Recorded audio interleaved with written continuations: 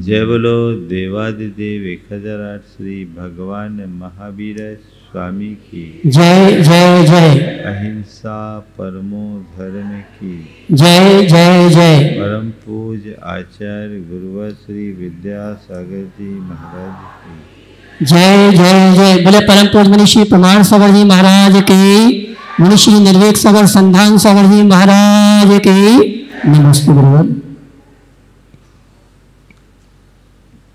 हमारे यहाँ दो प्रकार का मार्ग है, एक साधना का तो दूसरा आराधना का। साधना का मार्ग स्वयं अपने रास्ते को बनाते हुए आगे बढ़ने का मार्ग है, तो आराधना का मार्ग बने बनाए रास्ते पर चलने का मार्ग है।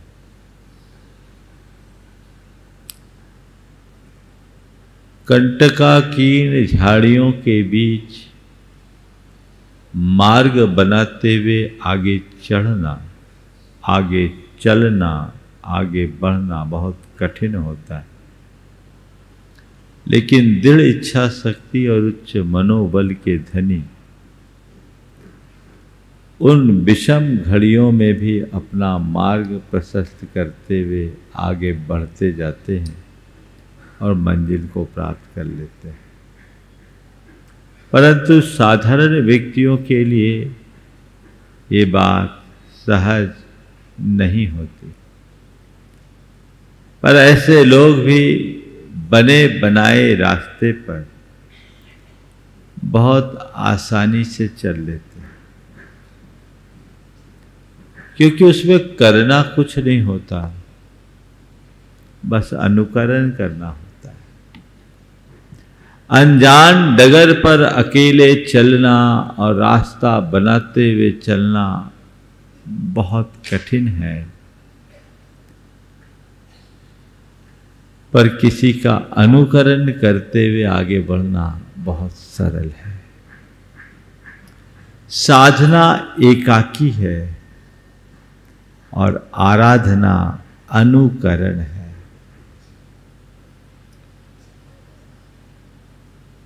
हमारे यहाँ कहा गया यदि तुम में क्षमता हो, शक्ति हो, इच्छा शक्ति हो, मनोबल हो, तो तुम साधना के सुपथ पर चलो। पर यदि ऐसा संभव नहीं है तो आराधना मत छोड़ो। जैसे किसी बड़ी नदी को पार करना हो और तुम्हारे पास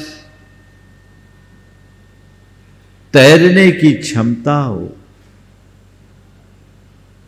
तो निर्भीक और निश्चिंत होकर अपने बाहुओं के बल पर उसे पार कर लो। पर तैराकी का अभ्यास नहीं, तैरने की क्षमता न हो तो परेशान होने की जरूरत नहीं है। किसी ट्यूब का आश्रय लेकर के भी इस पार से उस पार जाया जा सकता है। और ये अनुभव सिद्ध बात है कि प्रारंभिक भूमिका में ट्यूब के सहारे तैरने वाले भी एक दिन अपनी क्षमता को विकसित कर कुशल तैराक बन जाते हैं और इस पार से उस पार चले जाते हैं। साधना मतलब अपने बाहुओं के बल पर नदी को पार करना, और आराधना यानी भक्ति की ट्यूब पे सवार होकर इस पार से उस पार जाना। इधर मत रहो, हमें पार जाना है, हमें उस पार जाना है, ये लक्ष्य रखो। और इसीलिए भक्ति के मार्ग को इतनी प्रमुखता दी गई। 16 कारण भावनाओं की चर्चा चल रही है। इनमें 4 भावनाएं भक्ति की है, 16 में 4। आज वहीं से बात की शुरुआत होनी है। पहली भक्ति है अरहत भक्ति। हम अपने तीर्थंकर परमात्माओं के जीवन चरित्र को पलटकर देखते हैं तो ये पाते हैं कि उन्होंने पूरे जीवन भगवान की खूब भक्ति की। उनके पिछले 10 भवों के अतीत में जब हम झांक कर देखते हैं तो हर भव में उनने भगवान की भक्ति की, परमात्मा की आराधना की, गुरुओं की सेवा की। और यही भक्ति और आराधना ने उनकी आत्मा में ऐसी पात्रता प्रकट की कि आज वे भगवत स्वरूप बनकर इस धरा पर प्रकट हुए और भगवत्ता की अभिव्यक्ति के साथ हम सबका मार्ग प्रशस्त कर रहे हैं। आराधना हमें साधना में समर्थ बनाकर सिद्धि तक पहुंचा देती है। इसलिए हम इस आराधना के मार्ग को ठीक तरीके से समझे और न केवल समझे अपितु समझकर उसे अंगीकार भी करें। बात भक्ति की। भक्ति है क्या? आप सब भक्ति करते हो कि नहीं करते हो? है ना? आप सब भक्ति करते हो, आप सब भक्त हो कि नहीं हो ना? बढ़िया, देखो कितनी खुशी हो गई। भक्ति और भक्त। भक्ति है क्या? भक्ति है क्या? भगवान के पास जाकर पूजा के 2-4 छंद बोल देना रटे रटाए, गाना बजाना, कमर मटकाना, हाव भाव प्रदर्शित कर देना, क्या यही भक्ति है? तो कहते नहीं, ये भक्ति का बड़ा उथला रूप है। भक्ति एक आंतरिक परिणति है जो हमें हमारे परमात्मा के निकट पहुंचाती है। वो क्या है? तो कहते हैं भाव विशुद्धि युक्त अनुराग भक्ति। भक्ति भाव विशुद्धि से युक्त अनुराग का नाम है। अनुराग तो सब में होता है और जिस किसी के प्रति होता है, लेकिन साधारण अनुराग संसार को बढ़ाता है। वह मोह की परिणति मानी जाती है। लेकिन भक्ति साधारण अनुराग नहीं, भाव विशुद्धि युक्त अनुराग है जो हमारे मोह को विनष्ट करने वाली है, जिससे विरक्ति के भाव उत्पन्न हो, उसका नाम ही भक्ति है। सामान्य अनुराग और भाव विशुद्धि युक्त अनुराग में क्या अंतर है? सामान्य अनुराग हमारे अंदर चाह उत्पन्न करता है और भाव विशुद्धि युक्त अनुराग हमारे चाह को मिटा देता है। यदि तुम्हारे मन में कोई भौतिक आकांक्षा भरी है तो मान करके चलना, मेरा ये अनुराग सांसारिक अनुराग है। भले तुम भगवान के समक्ष क्यों ना हो, भले तुम गुरु के सामने क्यों ना हो, दुनिया के नजर में तुम एक अच्छे भक्त भले कहला लो, लेकिन तुम्हारे हृदय में भक्ति अभी प्रस्फुटित नहीं हुई, क्योंकि अभी तुम्हारे अंतर मन में विषयानुराग है, भोगाकांक्षा है, सांसारिक अनुराग है। अभी भाव विशुद्धि प्रकट नहीं हुई। ये संसार को बढ़ाने वाला है।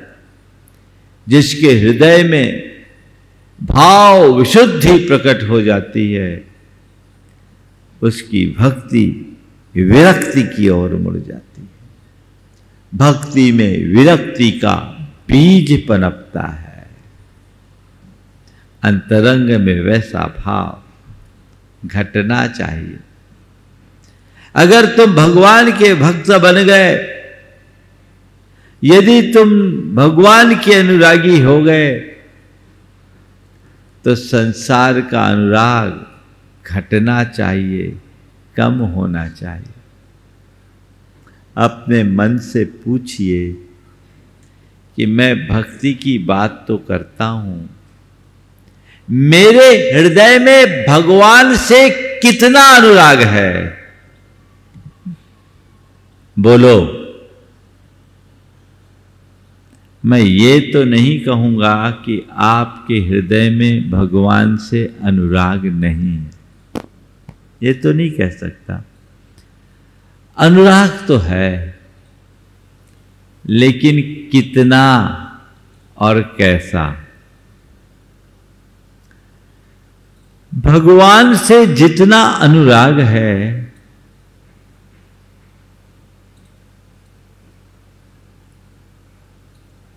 क्या घर परिवार से और दुनियादारी से उतना ही अनुराग है?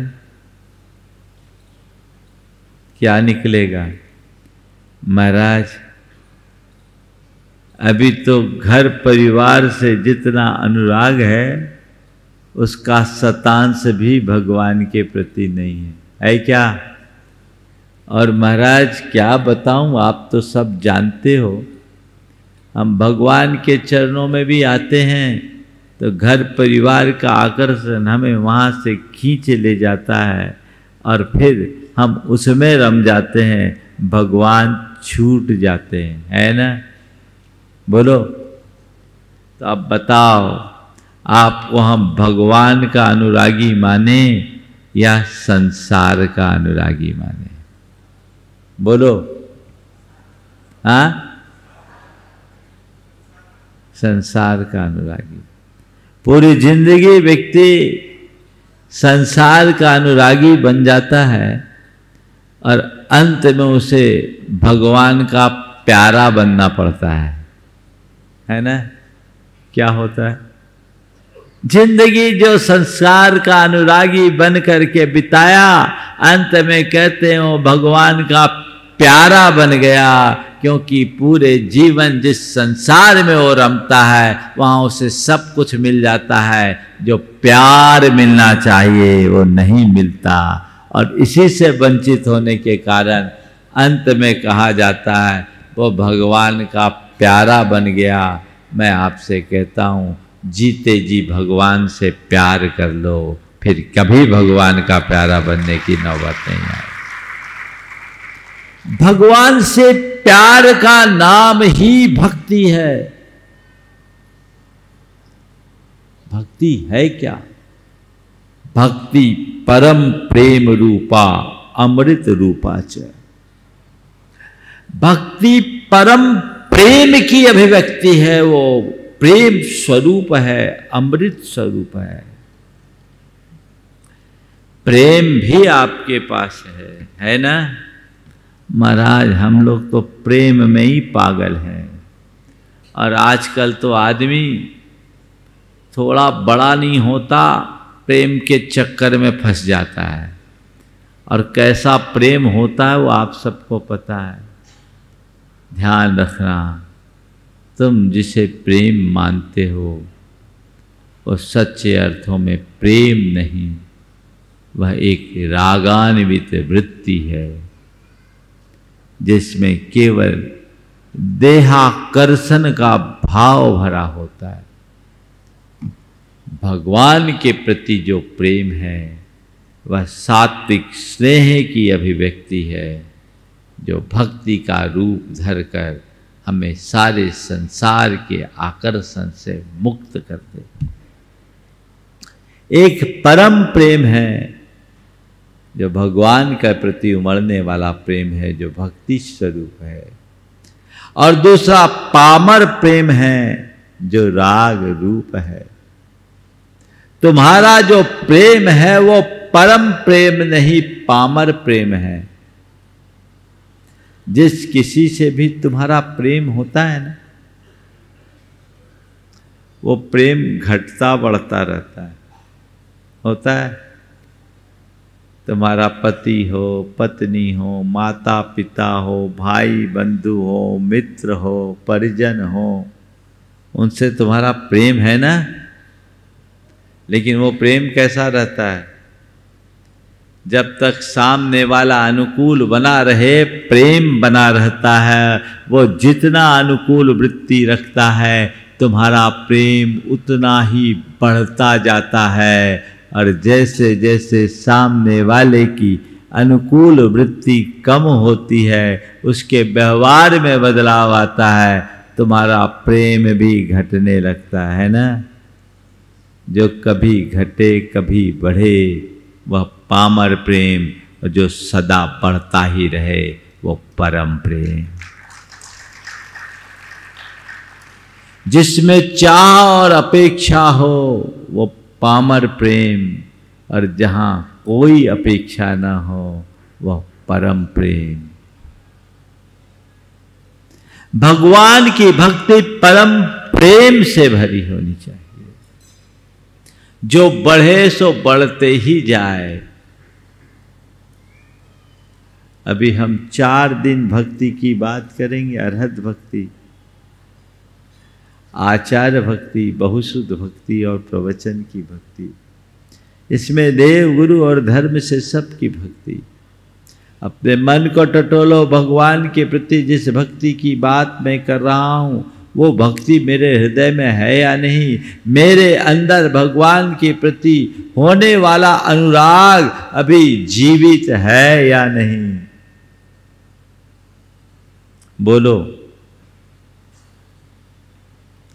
आप लोग तो भगवान की भक्ति करते हो और थोड़ा बहुत काम न बने तो भगवान बदल लेते हो, होता है कि नहीं होता? हाँ, ये आज के भक्तों की पहचान। हाँ,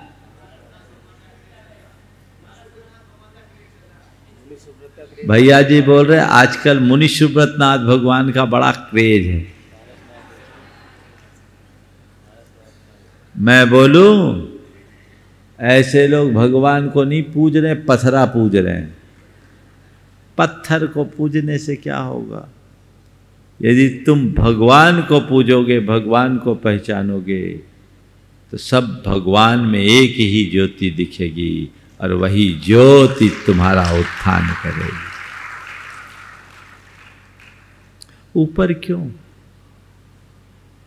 कबीर दास की 2 पंक्तियों से अपनी बात को आगे बढ़ा रहा हूं।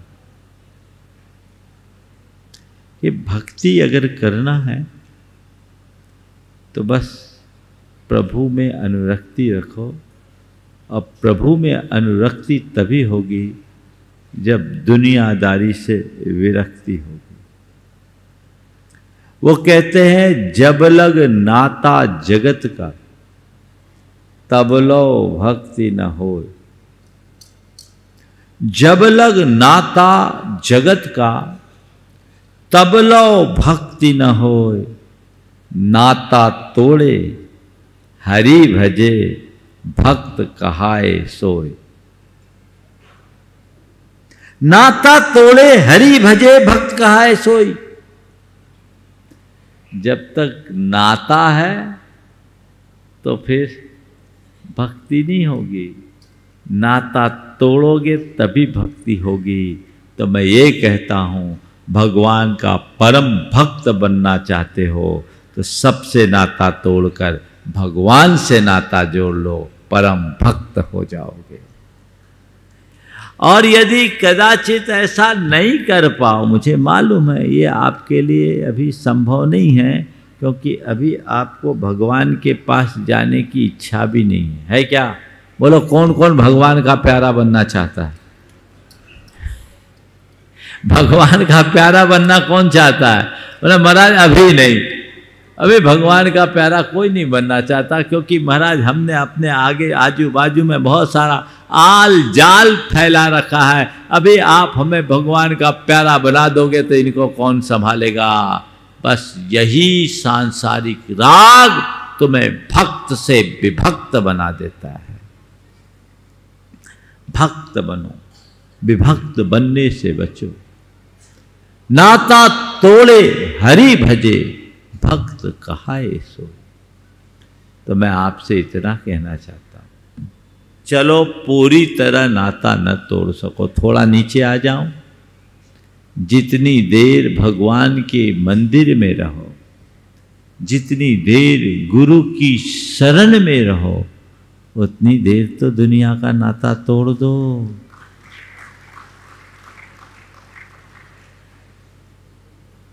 उतनी देर तो छोड़ सकते हैं, पर वहां भी नहीं होता, क्योंकि अंदर का संस्कार इतना प्रगाढ़ बना हुआ है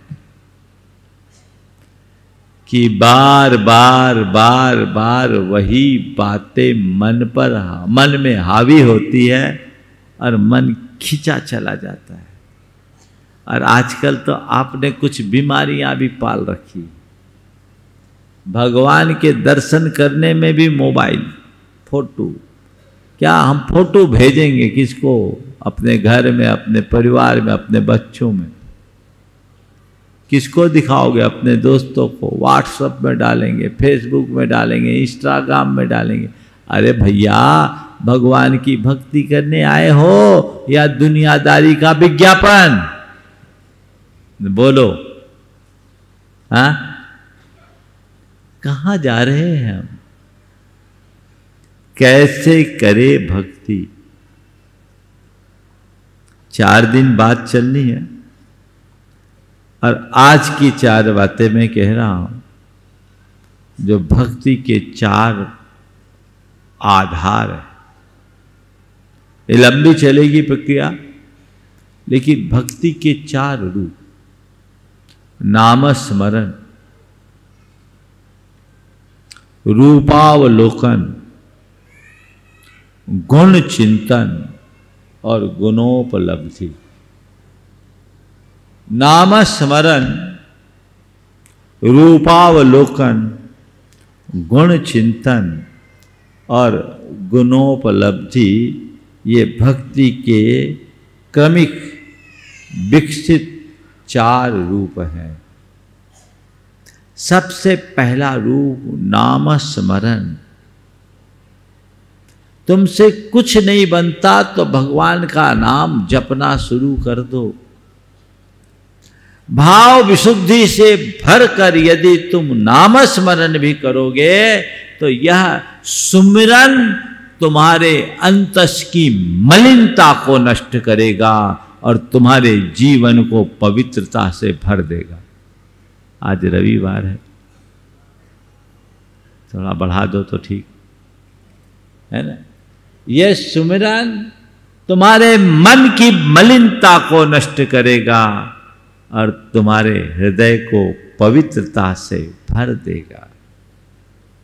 नाम स्मरण करो। एक दिन मुझसे एक ने सवाल किया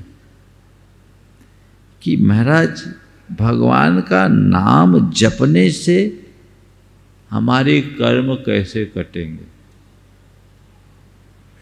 है ना, भगवान का नाम जप रहे हैं और हमारा कर्म कट रहा है। अरे, किसी का नाम लेने से कर्म कटेगा? मैंने कहा ये सवाल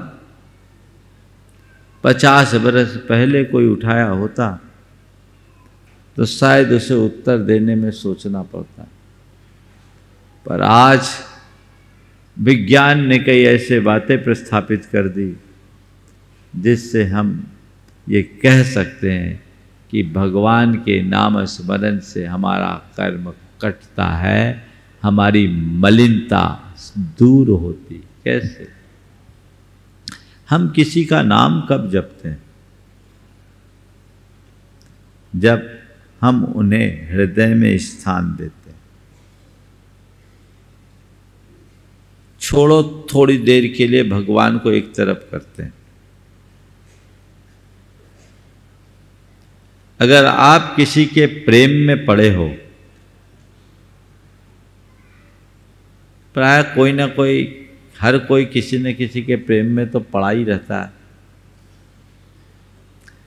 और अगर आप किसी के प्रेम में पड़े हो तो क्या परिणति होती है? जिससे प्रेम होता है उसकी धुन मन में सवार होती है कि नहीं होती? बोलो। मौका बेमौका उसका नाम लेते हो कि नहीं लेते हो? देते हो।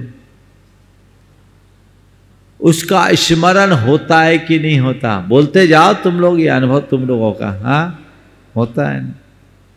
नाम लेते हो, स्मरण होता है, उसकी छवि को निहारने का जी होता है कि नहीं होता? हर कोई अपने पर्स में रखे होंगे उनकी तस्वीरें, या मोबाइल में लगाए रखे होंगे, है ना? बार बार छवि देखने का जी होता है कि नहीं होता? उनके गुणों का चिंतन करने, हाँ, उनके गुणों के चिंतन का भाव होता है कि नहीं होता? बोलते तो जाओ। होता है। और उससे मिलने की इच्छा होती है कि नहीं होती? होती। क्यों? क्योंकि सामने वाले के प्रति प्रेम है ना? सामने वाले के प्रति प्रेम है। इसी तरह जिसके हृदय में परमात्मा से प्रेम होता है वो हर पल परमात्मा का नाम लेता है, परमात्मा की छवि निहारने का भाव रखता है, परमात्मा के गुणों का चिंतन करता है और परमात्मा से मिलने की चाह रखता है। तो जिससे प्रेम होता है वो हृदय में बसता है। जब हम परमात्मा का नाम स्मरण करते हैं, परमात्मा को हृदय में बसा लेते हैं, और मनोविज्ञान कहता है मनुष्य जब कभी किसी उच्च आदर्श को अपने हृदय में स्थापित कर लेता है तो वही उसकी समस्त वृत्तियों और प्रवृत्तियों का नियंत्रक और संचालक बन जाता है। हमारे हृदय में जब परमात्मा बैठ गए, भक्ति से भरकर हमने अपने हृदय के आसन में परमात्मा को बिठा दिया, तब मेरे हृदय का संचालन हम नहीं, मेरे परमात्मा करेंगे। वो हमारी समस्त वृत्तियों और प्रवृत्तियों का नियंत्रण करते हैं। और उस घड़ी जब हम भाव विशुद्धि से भरकर उनका नाम स्मरण करते हैं तो उससे हमारे हृदय में बढ़ने वाली विशुद्धि से हमारे शरीर के अंतःस्रावी ग्रंथियों में बड़ा सकारात्मक परिवर्तन आता है। सारे पॉजिटिव रसायनों का सिक्रेशन शुरू होता है। उससे हमारे भावों में शुद्धि होती है और शरीर के रसायन बदलते हैं। और जब शरीर के रसायन बदलते हैं तो कर्मों की केमिस्ट्री भी चेंज हो जाती है, क्योंकि आत्मा और कर्म का जो बंधन है वो एक रासायनिक बंधन है जो कि शरीर के रसायन से प्रभावित होता है। और वो जब शरीर की केमिस्ट्री और आत्मा के कर्मों की केमिस्ट्री में आपस में रिएक्शन होता है तो कर्म झड़ने को बाध्य हो जाते हैं। और शास्त्रीय भाषा में इसे ही कर्मों की निर्जरा कहते हैं। जिस किसी निमित्त से तुम्हारे हृदय में भावों की विशुद्धि बढ़ेगी तुम्हारे अंतर के कर्म झड़ेंगे, इसे कोई रोक नहीं सकता। अपने अंतरंग की भाव विशुद्धि को बढ़ाइए, जिससे कर्म झड़े। और भाव विशुद्धि को बढ़ाने का पहला माध्यम नाम स्मरण। आप लोग जब भक्तामृत स्तोत्र पढ़ते हैं तो एक छंद बोलते, आस्ताम तवस्तवन मस्त समस्त दोषम तत्संख थापि जगताम दुरितानि हंति दूरे सहस्र किरणः कुरुते प्रभेव पद्मा करेषु जलजान विकास भांजी। हे भगवान, सारे दोषों से रहित आपके स्तवन की बात तो बहुत दूर की है।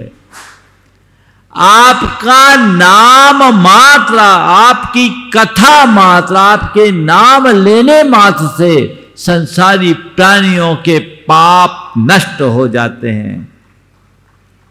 सूरज तो भले दूर हो, लेकिन उससे निकलने वाली एक नन्ही सी किरण भी कमलों को खिला देती है।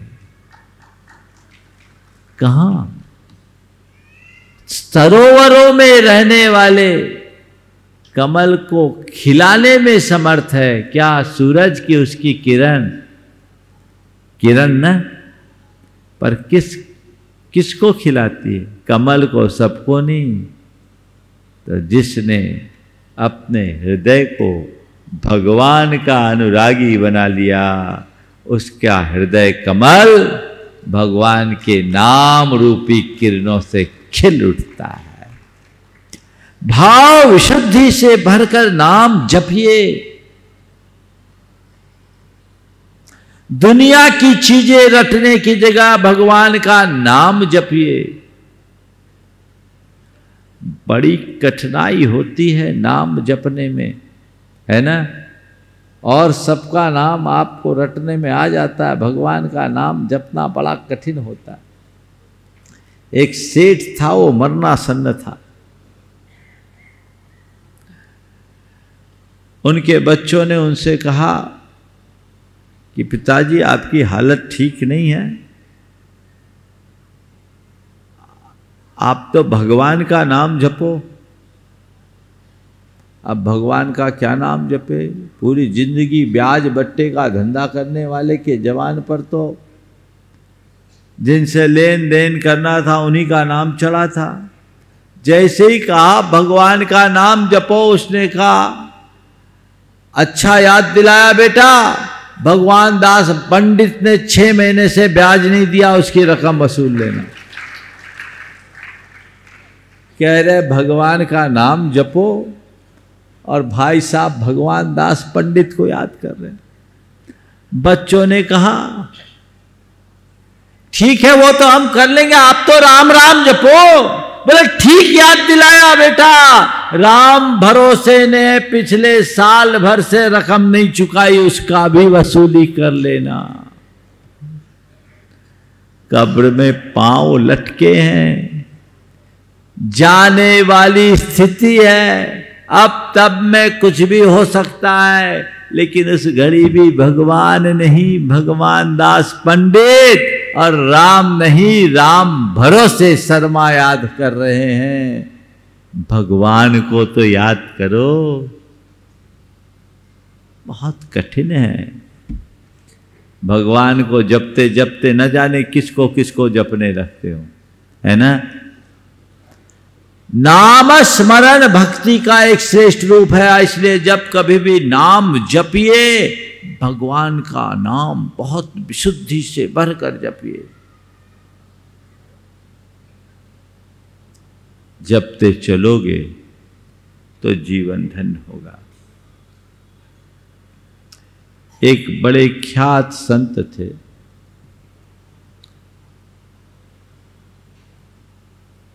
बड़े दयालु कृपालु। उनके पास एक घोड़ा था, घोड़े पे सवारी करके वो जा रहे थे। रास्ते में एक राहगीर मिला, उनने उससे लिफ्ट मांगी और कृपा वत्सल होने के कारण संत ने उसे घोड़े पर सवार कर लिया। राहगीर घोड़े पर मुग्ध हो गया और उसने संत से कहा कि महाराज, आप तो साधु संत ठहरे, आपको इन घोड़े मोड़ों से क्या लेना देना है? घोड़ा तो हम गृहस्थों के काम का है। अगर ये घोड़ा आप मुझे दे दो तो आपकी बड़ी कृपा होगी। संत ने कहा, देख घोड़ा मैं तुझे दे दूंगा, पर मेरी एक शर्त, मेरी एक शर्त है। बोले क्या? बोले जहां तुझे जाना है यहां से 3 मील बचा है, 3 मील तक तुम्हें केवल राम राम राम राम जपना है, राम नाम जपना और कुछ नहीं जपना। यदि 3 मील तक तू राम नाम जपा तो मैं तुझे घोड़ा दे दूंगा। उसने कहा, अच्छा बेवकूफ बनाया, बड़ा सस्ता सौदा है, 3 मील ही तो चलना है, राम नाम जपना है। ने कहा बिल्कुल राम नाम जपना, एक बार भी रुक गया चुक गया तो फिर मैं नहीं दूंगा। बोला ठीक है महाराज, मैं 3 मील तक राम नाम जपता हूं, राम नाम जपूंगा। अब चला, राम राम राम राम राम राम राम राम राम राम रटना शुरू किया और मन में कीड़ा काटा, ये बाबा घोड़ा तो देगा, लगाम देगा कि नहीं? राम राम राम राम घोड़ा देगा, लगाम देगा कि नहीं? राम राम राम राम घोड़ा देगा कि नहीं? घोड़ा देगा, लगाम देगा कि नहीं? लगाम देगा कि नहीं? राम राम राम राम लगाम देगा कि नहीं? अब दिमाग में कीड़ा काटना शुरू किया। हद हो गई, पूछ ही लेता हूं ना कि घोड़ा तो दोगे, लगाम दोगे कि नहीं? बाबा घोड़ा दोगे, लगाम दोगे कि नहीं? और उसने इसी ख्याल में पूछ ही लिया कि महाराज घोड़ा दोगे, लगाम दोगे कि नहीं? महाराज ने कहा, बच्चों अब ना घोड़ा दूंगा ना लगाम, क्योंकि शर्त खत्म हो गई। 3 मील तक राम राम नहीं जप पाया। भक्ति करने की बात करते हैं, कितनी देर भगवान का नाम करने की इच्छा होती। बोलो तुमसे कोई माला जपने के लिए कह दे, कोई भजन करने के लिए कह दे, कोई कीर्तन करने के लिए कह दे, तो तुम जपते जपते न जाने क्या क्या बकना शुरू कर देते हो। यही दुर्बलता है जो तुम्हें भक्त से विभक्त बना देती। नाम जपो, रोज अभ्यास बनाइए, सुबह से उठ करके परमात्मा का स्मरण कीजिए, 24 तीर्थंकरों की वंदना कीजिए, उनका नाम सुमरण कीजिए, और जब खाली हो नाम जपो। मैं एक ऐसे सज्जन को जानता हूं, उनका बड़ा उत्तम अभ्यास था। हम लोग उनको नमोकार बाबा बोलते थे। वो जितनी देर जागृत रहे नमोकार ही बोलते, उच्चारण पूर्वक। जबलपुर के थे, और बातचीत करते करते बीच में बात करने का बात प्रसंग आए, बात कर ले, लेकिन ऐसा अभ्यास कि नमो अरहंतानम नमो सिद्धानम के बाद किसी से बात की तो अगली बात पूरी होते उनका नमो आयरियानम चलेगा। पड़गहन करते तो भी नमोकार बोलते बोलते महाराज आ गए, हे स्वामी नमोस्तु नमोस्तु। बात पूरी हो जाए तो जहां छूटे वहीं, पूरे आहार में नमोकार। बहुत उत्तम समाधि भी उनकी। शायद अपने संघ की एक आर्यिका के पिताजी थे, सतर्कमती जबलपुर वाले। नमोकार आप अभ्यास बना सकते हो। भगवान का नाम स्मरण करने की आदत डाल दो, बहुत सारी बुरी आदतों से बच जाओगे। तुम्हारी जबान निर्मल हो जाएगी, मुख से जो अशुभ अमंगल और अपवित्र बातें निकलती है सबसे बच जाओगे। सोचो अपनी जिह्वा को दिन भर में कितनी बार अपवित्र करते हो कि नहीं? पवित्र बनाना है। भगवान के नाम से अपनी जिह्वा को पवित्र करो, जिससे तुम्हारा जीवन पवित्र हो सके। दूसरा रूप है रूपावलोकन, भक्ति का रूप। कुछ मत करो, कुछ मत जपो, चुपचाप से बैठ जाओ और भगवान की छवि निहारना शुरू करो,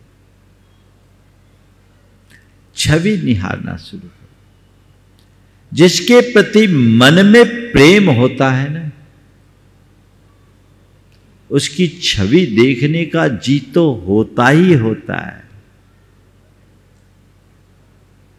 और उस घड़ी वाणी मूक हो जाती है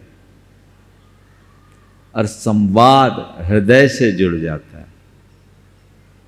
सीधे सहज रूपावलोकन, देखते रहो देखते रहो। कई लोग आते चुपचाप बैठे रहते, कुछ और कुछ नहीं, बस जी भर देखने की इच्छा होती है। जिस दिन तुम्हें भगवान जीवंत लगने लगेंगे, उस दिन तुम भगवान के रूपावलोकन में तत्पर हो जाओगे। मुश्किल ये है कि तुम्हें भगवान जीवंत दिखते ही नहीं, भगवान की मूरत दिखती है, और भगवान की मूरत दिखने के कारण ऐसी परिणति बन जाती। जीवंत देखने की कोशिश करें, रूपावलोकन, बस देखते रहें देखते रहें देखते रहें। कैसे देखे भगवान को? महावीर स्वामी नैन पथगामी भवत में, मेरे नैनों में बस जाओ। बोलो, भगवान को नैनों में बसाने का जी होता है? रूपावलोकन, जित देखो तित तुम, ये प्रेम की अभिव्यक्ति है। जिधर देखो उधर बस तू ही तू, तू ही तू, तू ही तू, और किसी को देखने की इच्छा ही ना। जो जो भक्ति भाव बढ़ता है, त्यों तो ऐसी परिणति होते जाती है। अगर भक्ति होगी, तुम भगवान के दर्शन किए बिना रहोगे नहीं। आजकल लोगों को भगवान के दर्शन की बात करो तो उनके प्राण निकलते हैं। हमसे ये नहीं होगा।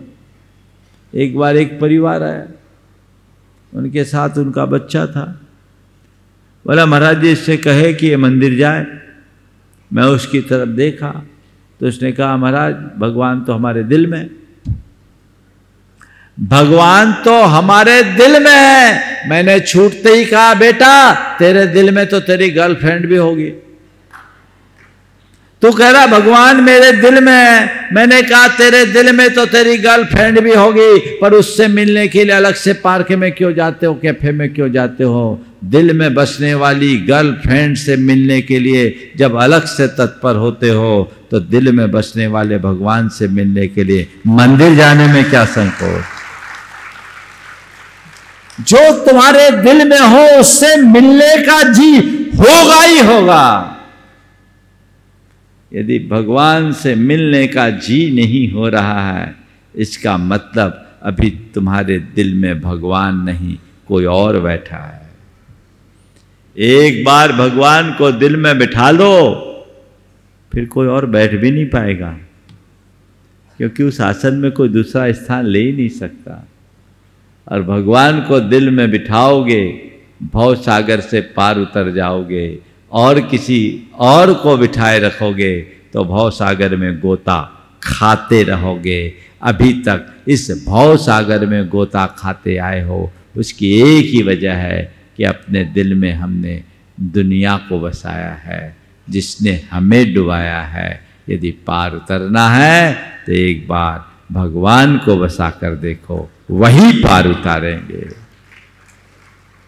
रूपावलोकन, नैनों में बसा लो। कैसे बसाओ? एक कवि ने बहुत अच्छी बात लिखी। नैनन की करी कोठरी, पुतली पलंग बिछाए। नैनन की करी कोठरी, पुतली पलंग बिछाए, और पलकन की चिक डाल के पी को लियो रिझाए। क्या किया? भक्ति का ये रूप है। आंखों की कोठरी में पुतली की पलंग को बिछाकर पलकों की चिक लगा दो, बंद कर लो और अपने प्रिय को रिझा लो नयन पथगामी भवत में। ये रूपावलोकन है। नैनों में बसा लो, आंखों में भर लो। कई बार लोग बोलते हैं भगवान के दर्शन करते समय आंख खोलें या बंद करें। सवाल आता है ना, भगवान के दर्शन आंख खोल के करे या आंख बंद करके करे? आप सबसे पूछता हूं, बोलो आप लोग क्या चाहते हो? भगवान के दर्शन आंख खोल के करना चाहिए या आंख बंद करके? हाँ, खोल के, बिल्कुल ना। मैं आपसे, मुझसे एक बार पूछा कि भगवान के दर्शन आंखें खोल के करें या आंखें बंद करके करें? हमने कहा दर्शन करते समय आंखें खोलो और तत्काल बंद कर दो, ताकि आंखों में भगवान ही रहे, आंखों में और कोई ना डोल पाए। आंखों में भगवान ही रहे और कोई ना डोल पाए। नहीं तो निरंतर आंखें खोले रखोगे, भगवान गोल हो जाएंगे और कोई डोल जाएगा, और कोई डोल जाएगा, और कोई भरोसा नहीं। एक बार ऐसा हुआ, एक 80 साल के बुजुर्ग आए मेरे पास और बड़ी ग्लानि से भरकर रोती आंखों से उन्होंने कहा, महाराज क्या बताऊं, मन में बहुत संकोच भी हो रहा है, लेकिन आपके सामने हृदय खोलने का जी हो रहा है।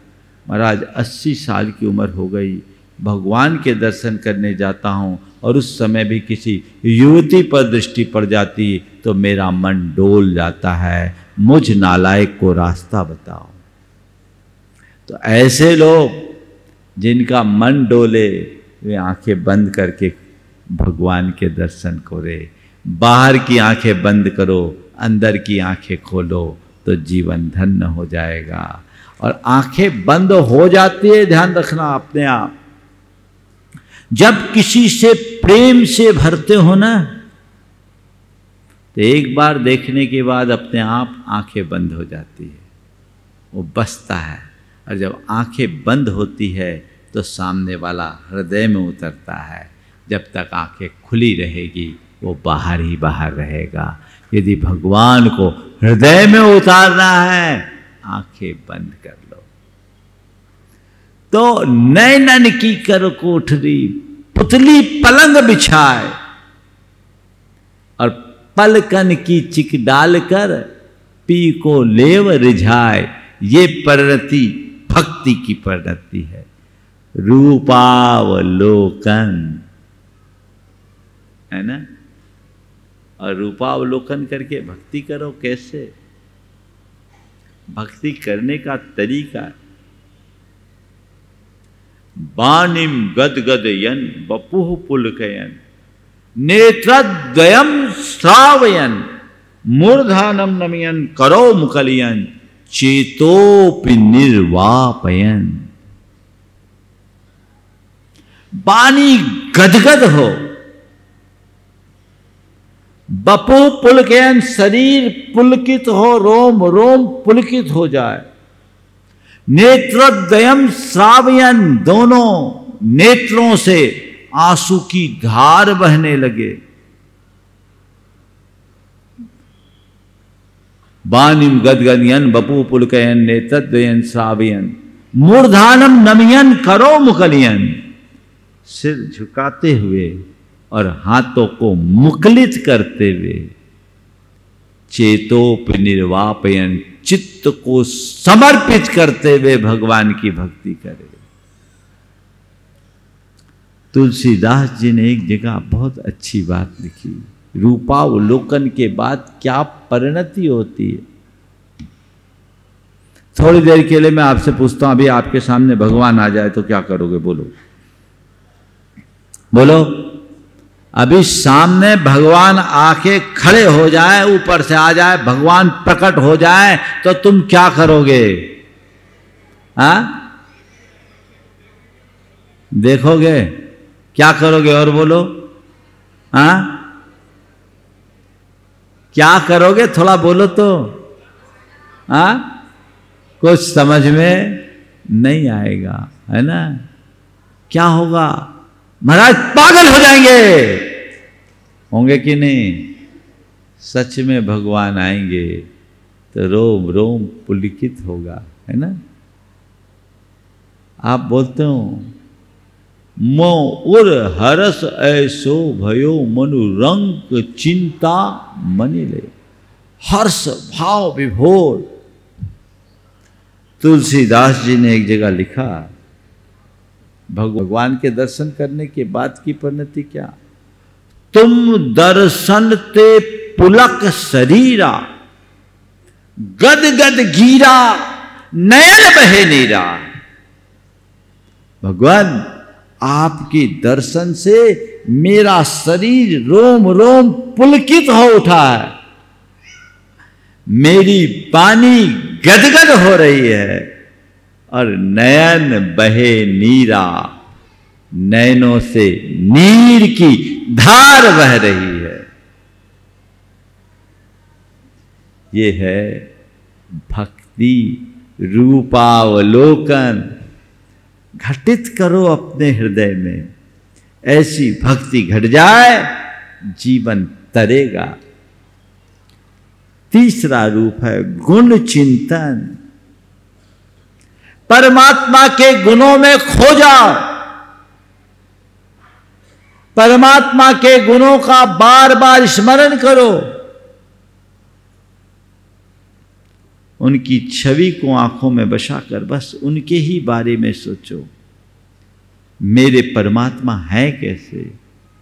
शुद्ध बुद्ध निरंजन परमात्मा, सच्चिदानंद स्वरूप वो परमात्मा, अनंत ज्ञान, अनंत सुख, अनंत दर्शन और अनंत शक्ति के धनी वो परमात्मा।